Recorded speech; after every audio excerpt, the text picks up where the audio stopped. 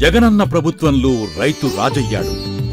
రైతన్న బాగుంటే రాష్ట్రం బాగుంటుందని నమ్మిన జగనన్న రైతు భరోసాతో పాటు రైతు భరోసా కేంద్రాలు తీసుకొచ్చారు.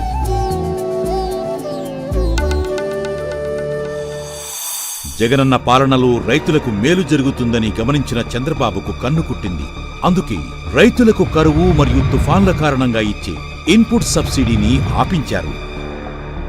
ఎన్నికల కమిషన్కు ఫిర్యాదు చేయించి 11,59,126 మంది రైతులకు చెల్లించాల్సిన 1,294.6 కోట్ల ఇన్పుట్ సబ్సిడీ బకాయిలను అడ్డుకున్నారు. చంద్రబాబు మొదట్నుంచి కూడా రైతు వ్యతిరేకి. రైతులకు చెప్పిందొకటి చేసిందొకటి. రైతుల్ని అప్పుల పాలు చేసిన వ్యక్తి. రైతులకు పంట రుణాలు ఇవ్వక, సబ్సిడీ విత్తనాలు, ఎరువులు, యంత్ర పరికరాలు ఇవ్వకుండా రైతుల్ని ఎన్నో ఇబ్బందులకు గురిచేశారు. ఇప్పుడు ఇన్పుట్ సబ్సిడీని అడ్డుకుని మరోసారి రైతన్న వ్యతిరేకి అని నిరూపించుకున్నారు. మన రాష్ట్రానికి పట్టిన గ్రహణం వీడాలంటే మే 13న జరిగే ఎన్నికల్లో ప్రతి ఒక్కరూ 2 ఓట్లు ఫ్యాన్ గుర్తుపై వేయాలి.